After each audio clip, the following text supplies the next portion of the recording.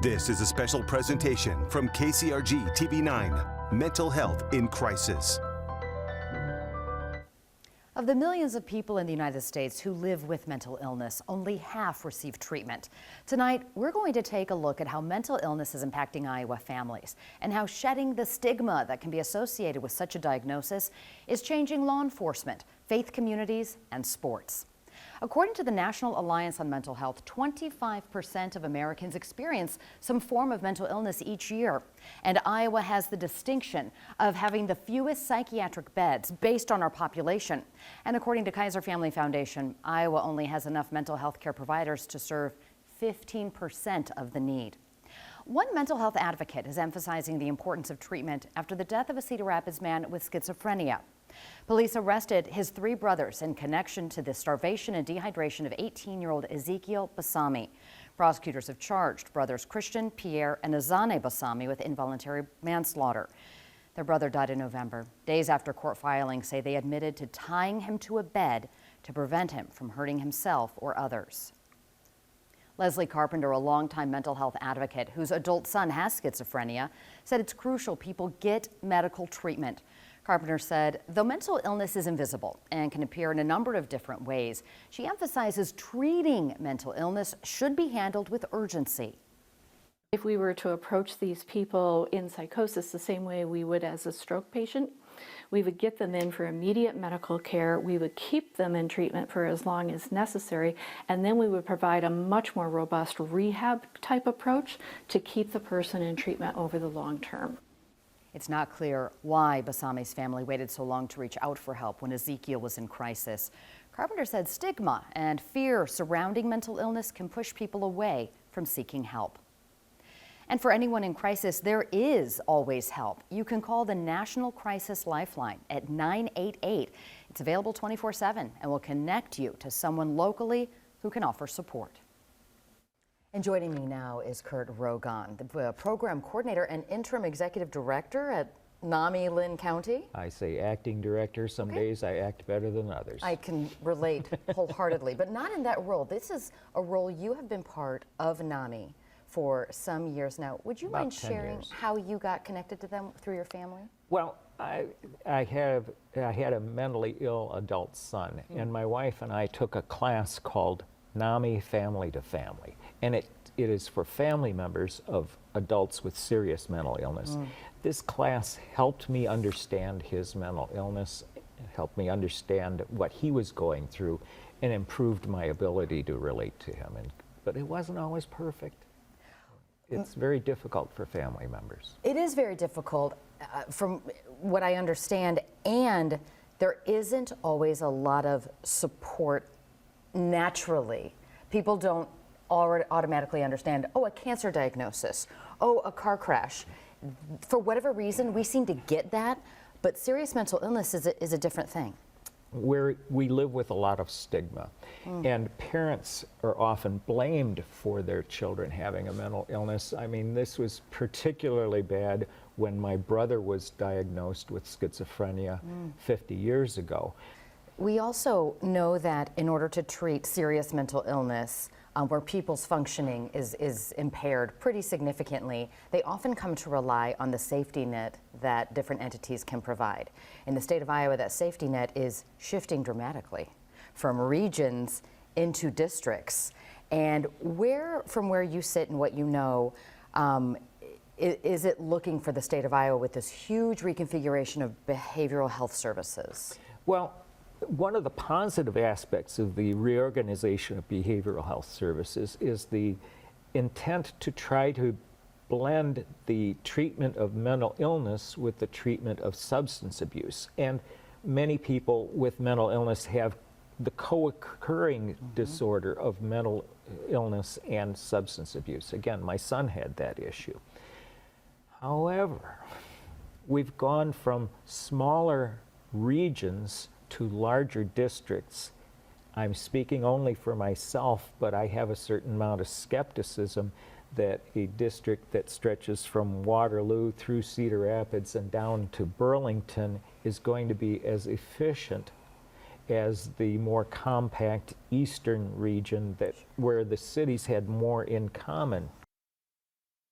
So let's take a look at that map. Here it is. The state again is overhauling how it delivers behavioral health services, moving from what was 32 different regions for substance abuse and mental health treatment to these 7 behavioral districts. Now this will be the new map as of July 1st. And this new behavioral health service system aims to better treat people with a dual diagnosis, meaning they have a mental illness as well as substance use disorder. And those with serious mental illness often do have addiction issues. A facility in Johnson County is helping those in crisis who may have otherwise ended up in jail or the hospital. Stay with your trusted local news source, KCRG-TV9.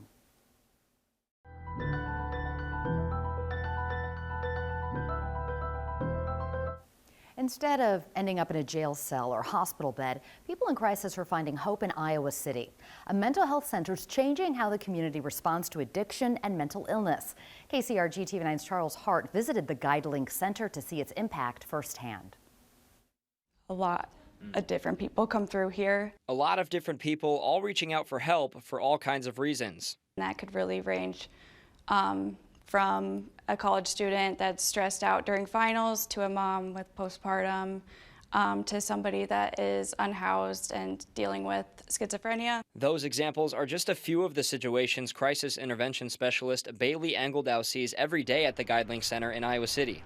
She works for Abbey Community Mental Health Center, which is contracted to provide services at GuideLink.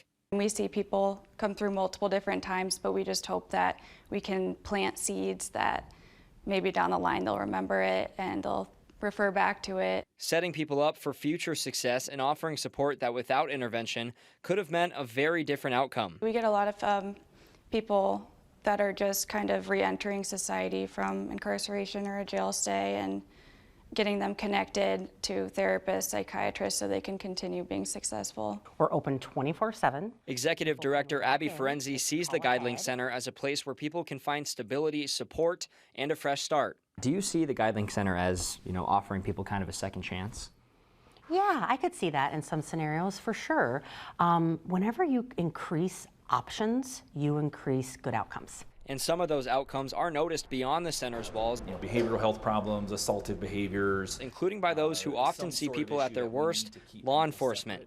Johnson County Sheriff Brad Kunkel has seen the impact firsthand. When you have a facility that can take people who are intoxicated and provide medically monitored sobering, that's a much better alternative than a public intoxication arrest that's really just solving the problem in the moment. Staying focused on the long-term goal. I really believe we're leading the way in this county and in this community for helping people and providing services for people who are in crisis. We see tremendous outcomes where people get the access to care and get started on a road to recovery. Making a difference for just one person at a time. In Iowa City, Charles Hart, KCRG-TV9 News. Now again, the GuideLink Center offers 24/7 walk-in care for adults aged 18 and older. However, they do encourage you to call ahead if you can. That number's 688-8000. There's also another walk-in crisis facility in Cedar Rapids. It's called the Mental Health Access Center. We reached out to jails in the 4 biggest counties in our coverage area to see how many inmates were on mental health medication.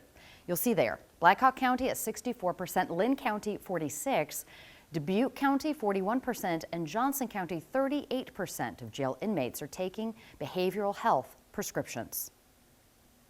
Joining us now is Sheriff Greg Grover from the Jones County Sheriff's Department and also Andrew Elam with the Department of Corrections 6th Judicial District. And what we're talking about here is the intersection between law enforcement and those living with mental illness. If I could start with you, Sheriff Grover, what does your department do maybe differently when you're encountering someone who has what you believe to be a mental illness?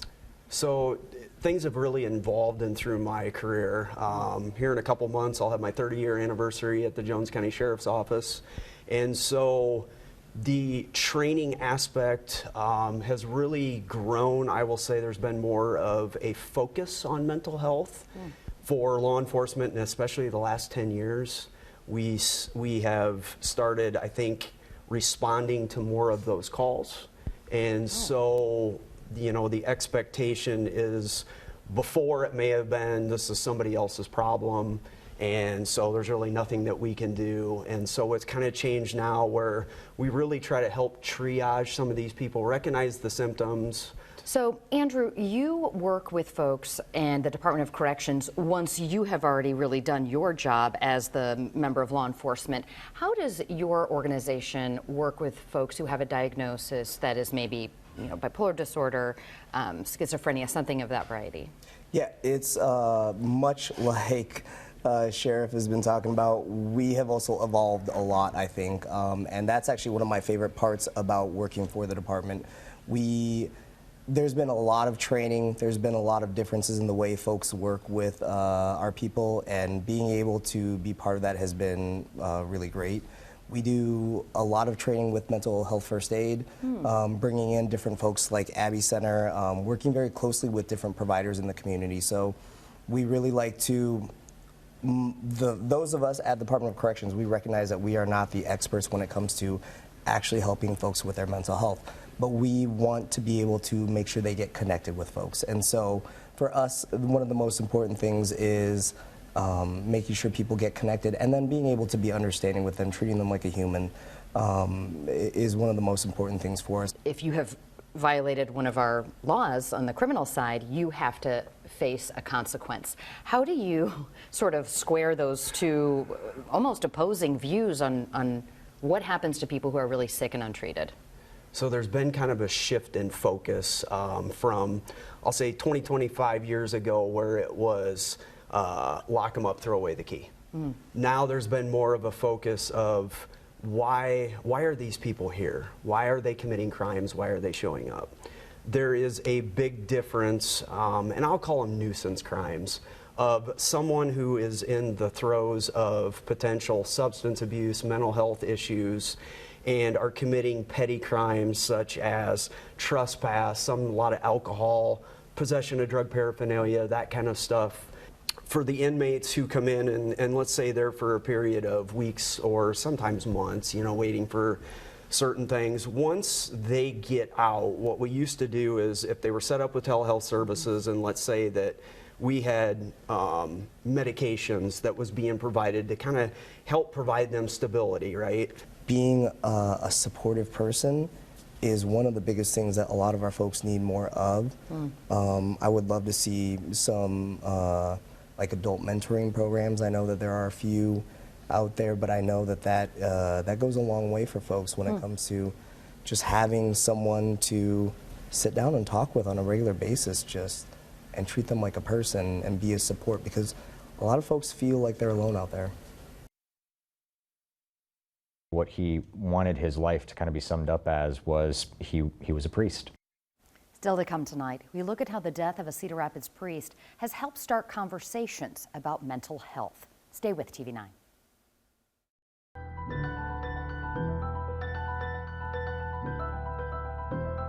There's sometimes shame and stigma connected to mental illness, and many religions are working to dismantle those old ways of thinking. That work gained intensity for the Archdiocese of Dubuque when a priest died by suicide in November. Dennis Conway led 2 parishes in Cedar Rapids, St. Wenceslas and Immaculate Conception. He was 33 years old. Archbishop Thomas Zinkula wrote in a message to the public, based on correspondence near the time of his death, Father Dennis clearly was suffering from an acute mental health crisis. I talked to the Archbishop and a priest who worked alongside Conway about how the church has changed its views on mental health and how their faith has guided them through grief. Aaron Junge and Dennis Conway graduated 1 year apart from Xavier High School in Cedar Rapids. Their connection continued, with Junge serving as the associate pastor at Immaculate Conception and St. Wenceslas churches, where Conway was pastor. He poured himself out for these 2 parishes.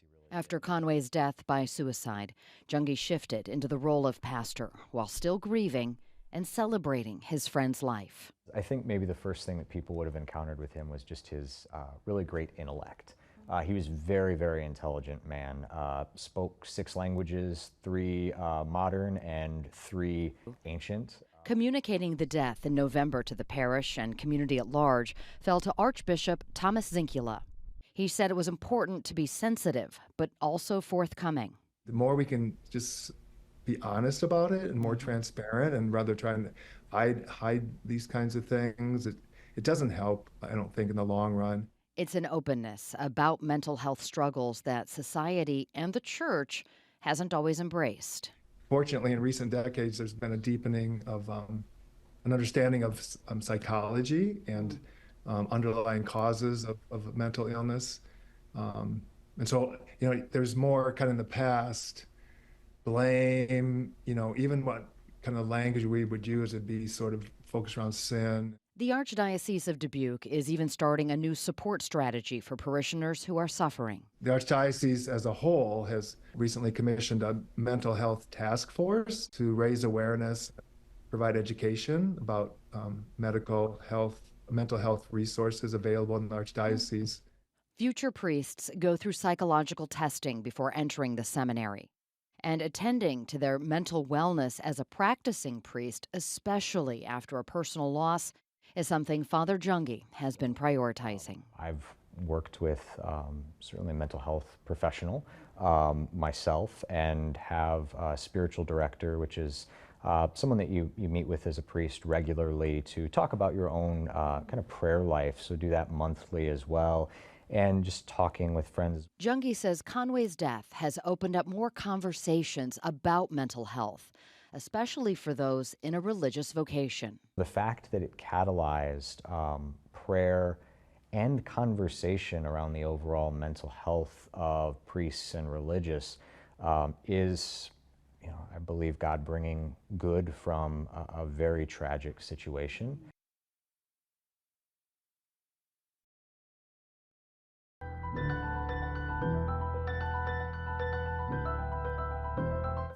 The suicide rate for high school students has been increasing since 2009. It has leveled off from 2017 through the most recent year data is available from the CDC, 2021. KCRG-TV9's Chelsea Brown talked to a couple in North Liberty who lost their son when he was 15 years old and have channeled their pain into prevention.